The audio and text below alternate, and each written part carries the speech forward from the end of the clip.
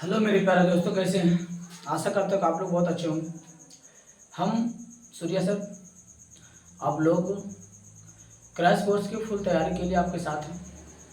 तो चलिए हम चलते हैं अपने वास्तविक संख्या पहले चैप्टर के साथ। बिहार बोर्ड के स्टूडेंट के लिए ये आपके वास्तविक संख्या पहला चैप्टर है। इस चैप्टर से ऑब्जेक्टिव भी पूछा जाता है और सब्जेक्टिव भी पूछा जाता है। 2 नंबर वाले भी क्वेश्चन आते हैं और 1 नंबर वाले भी क्वेश्चन आते हैं। कम से कम इस चैप्टर से 15 से 16 नंबर के क्वेश्चन आते हैं। तो ध्यान दीजिएगा। कहा गया है सबसे पहले इस चैप्टर में हमें पढ़ना क्या है, टॉपिक जानना है। टॉपिक क्या है जी? तो सबसे पहले इस टॉपिक में हमको पढ़ना है। पहले हम आपको इस चैप्टर में हम आपको पढ़ाएंगे संख्याओं के बारे में। दूसरा आपको पढ़ाएंगे यूक्लिड विभाजन एल्गोरिथम से मासा निकालने की सिखाएंगे। तीसरा आपको सिखाएंगे हम अभाज्य गुणनखंड विधि से मासा तथा लसा निकालना सिखाएंगे। उसके बाद हम आपको सिखाएंगे अपरिमेय संख्या को सिद्ध करना। किसको? अपरिमेय संख्या को सिद्ध करना। ये आपका 2 नंबर का फिक्स क्वेश्चन आता है आपके एग्जाम में। उसके बाद परिमेय संख्या कौन शांत है कौन अशांत है इसके बारे में सिखाएंगे। शांत और अशांत करने को पहचानने का तरीका भी सिखाएंगे। तो देखिए अब हम चलते हैं अपना सिलेबस के साथ। सिलेबस क्या कहता है ये देखिएगा। सबसे पहले हम आज जानेंगे वास्तविक संख्या में रियल नंबर में अंक के बारे में जानेंगे। किसके बारे में जानेंगे? अंक के बारे में जानेंगे। अंक यानी जिसको हम कहते हैं डिजिट। अंक यानी जिसको हम क्या कहते हैं? डिजिट कहते हैं। डिजिट क्या है? तो सबसे पहले 0 1 2 3 4 5 6 7 8 9 ये क्या है? ये कितने अंक मतलब अंक है? ये कुल कितने हैं? अंक है। अंक कितने होते हैं मेरे भाई? अंक 10 होते हैं। अंकों की संख्या कुल कितनी होती है? 10 होती है। अब क्या होता है? अंक 0 से लेकर के 9 तक को हम अंक कहते हैं। लेकिन जैसे अंकों का समूह मिलेगा, अंकों का दोस्त मिलेगा, अंकों का परिवार मिलेगा तो किसका निर्माण करेगा मेरे भाई? संख्या का निर्माण करेगा। किसका निर्माण करेगा? संख्या का निर्माण करेगा। मतलब ठीक है, ये तो अब अच्छी बात है कि अंक तो 10 होते हैं। अंक की कुल संख्या कितना होता है? 10 होता है। लेकिन अंकों के जो समूह होता है तो इसमें आपसे पूछा जाएगा कि जो संख्या होता है, संख्या की संख्या कितना होता है? तो संख्या की संख्या मेरे भाई अनंत होता है। क्या होता है? अनंत होती है। संख्या की भाई क्या होती है? संख्या का मतलब संख्या का मतलब पूरा जो लास्ट होता है कितना होता है जी? अनंत होता है। अब इसमें हम संख्या पढ़ेंगे तो सबसे पहला चीज आपको क्या बोले? संख्या के बारे में जानेंगे। अब संख्या के बारे में जानने से पहले अब संख्या के बारे में तो जान लिया कि संख्या किसे कहते हैं? तो अंकों के समूह को संख्या कहते हैं। अंक क्या है? 0 से लेकर के 9 तक हम अंक कहते हैं। अंकों की कुल संख्या कितनी होती है? तो 10 होती है। अब हम पढ़ेंगे संख्या में सबसे पहला संख्या प्राकृत संख्या। प्राकृत संख्या क्या है मेरे भाई? तो गिनती की संख्या को प्राकृत संख्या कहते हैं।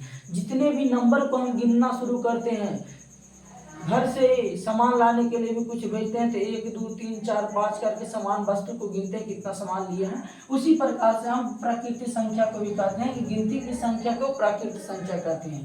1 से लेकर के 9 तक, से लेकर के 10 तक, 11 तक, 12 तक, 100 तक, 1 लाख, 2 लाख, इतना तक गिन सकते हैं। सब क्या है जी? हमारा प्राकृतिक संख्या। गिनती की संख्या को प्राकृतिक संख्या कहते हैं। और कहा गया है कि सबसे छोटी प्राकृतिक संख्या कितना होता है जी? तो सबसे छोटी प्राकृतिक संख्या 1 होता है और सबसे बड़ी प्राकृतिक संख्या कितना होता है जी? तो अनंत होती है। दूसरा अब हम पढ़ेंगे पूर्ण संख्या के बारे में। पूर्ण संख्या क्या है जी?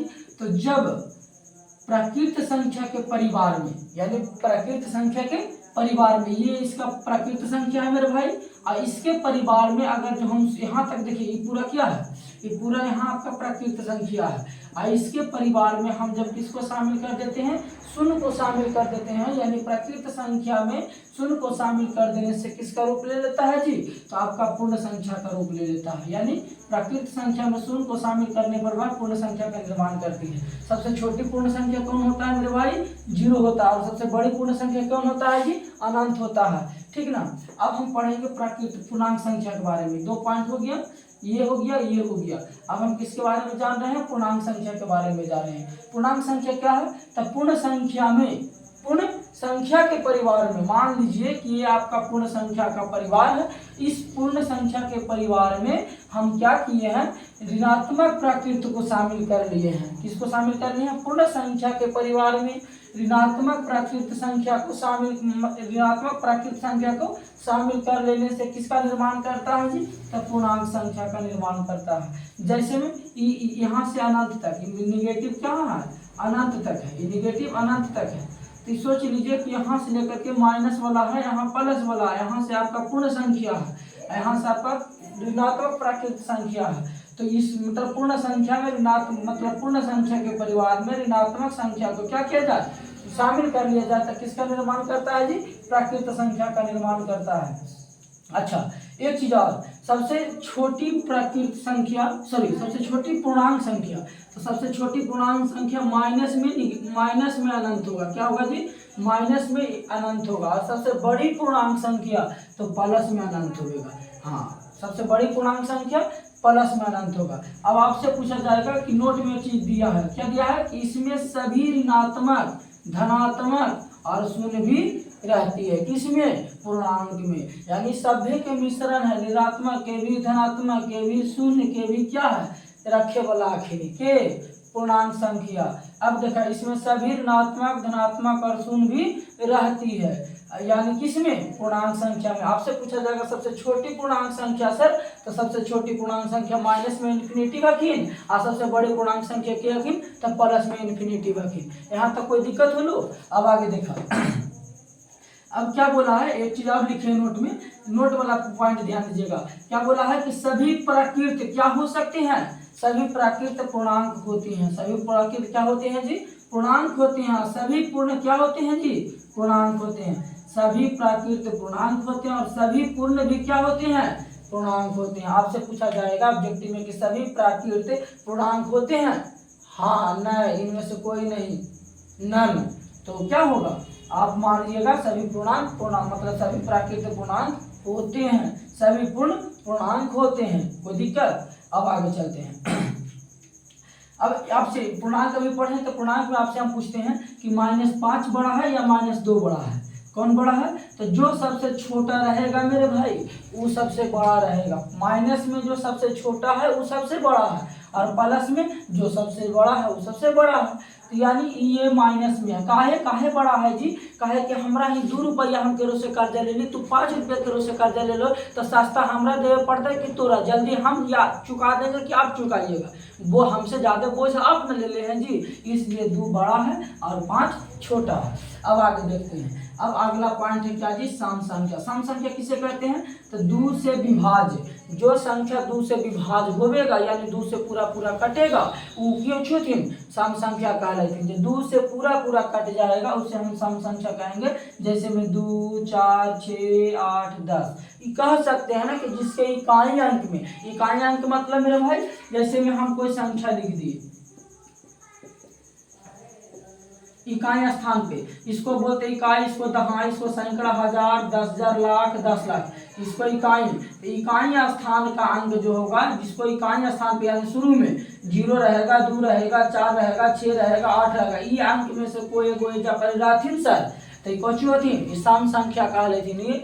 सम संख्या के पार्टी विपक्ष पार्टी नहीं कह लेथिन, यानी कह सकल हो कि सम संख्या केरा बोला है जो 2 से पूरा कट जैथिन, यानी 2, 4, 6, 8, 10 से लेकर के 512, 526, 828, जिसके इकाई अंक में कह सकते हैं कि 2, 0 रहे, 2 रहे, 4 रहे, 6 रहे, 8 रहे, वो कौची होती जी, सम संख्या के सदस्य कह लेथिन। अब देखो तो आगे, अब विषम संख्या के बारे में जान हमें थोड़ा बहुत। तो विषम संख्या जेकर इकाई स्थान पे सर, विषम जेकर इकाई स्थान के मतलब बच गए कि 1 से 10 तक गिना हो, 9 तक गिना, अंक 9 तक गिनते हैं, तो बच गए कि 1 बच गए, 3 बच गए, 5 बच गए, 7 बच गए, 9 बच गए।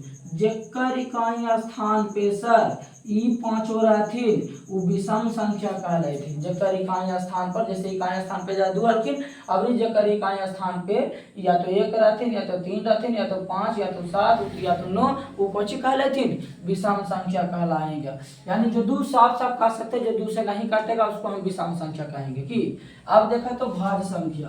भाज्य संख्या किसे कहेंगे जी, 1 से बड़ी संख्या जो एक और स्वयं को छोड़कर अन्य संख्या से विभाजित ना हो, अन्य से विभाजित हो, सॉरी क्या बोला गया, एक से बड़ी संख्या जो एक और स्वयं को छोड़कर अन्य से विभाजित तो रहेगा। जो आप मतलब यहाँ अपने हमरा से, जैसे हम आगे 5 तो एक से भी कटे है और हम केरा से कटबे, जब भी कटबे तो 5 से कटबे और केरो से कटबे नहीं कटबे। तो हमरा मतलब एक के छोड़ कर अपने आप के छोड़ करके अगर जो दूसरा संख्या से कट जाइए हमें तो हम समझो कि भाज संख्या के, अगर जो नहीं कटाइए तो हम कौची कीजिए अभाज, मतलब विभाज है, अगर जो हम कट जाएंगे तो भाज है, नहीं कटेंगे तो अभाज है। हम क्या बोले कि एक से बड़ी संख्या हम मान ले लिए कुछ एक से बड़ी संख्या 4 ले ली, अब 4 ले ली तो एक से भी कटे ही सर, 2 से भी कटे ही, 4 से भी कटे। तो अपने आप के अलावा देखिए एक से कट गया, एक से तो कटबे करते कोई संख्या,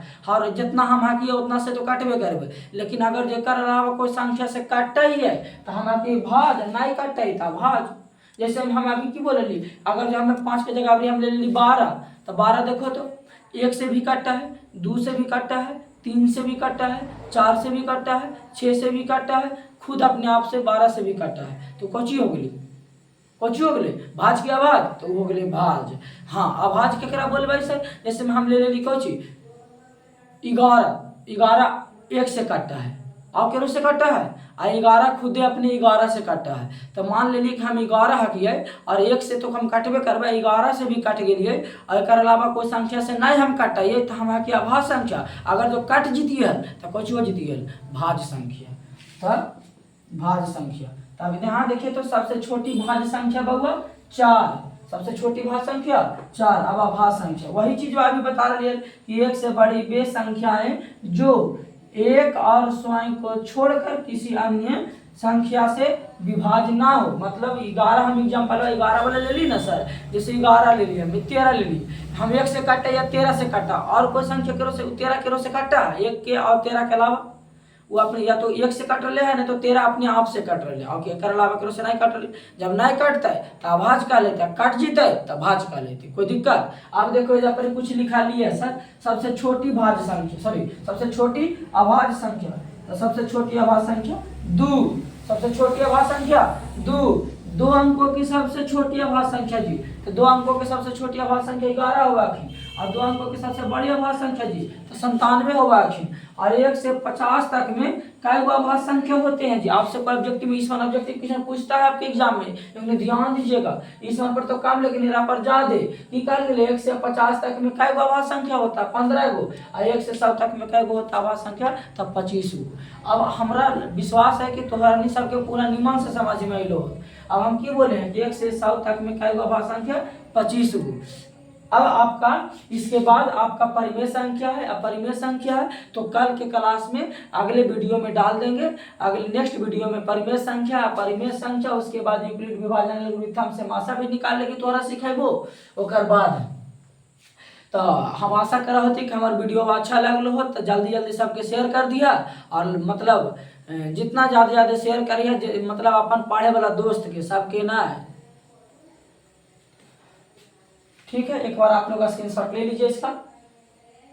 हाँ, आपको कोई भी दिक्कत परेशानी हो तो आपको ट्यूशन किसी तरह का कोई क्वेश्चन हो तो आप पूछ सकते हैं इस नंबर पर 7979300420। किसी चीज का PDF चाहिए तो आप कॉल कर सकते हैं। Okay, thank you, all the best. अगला वीडियो के आप लोग इंतजार करिए, बहुत जल्द अगला पार्ट भी तुरंत आ जाएगा।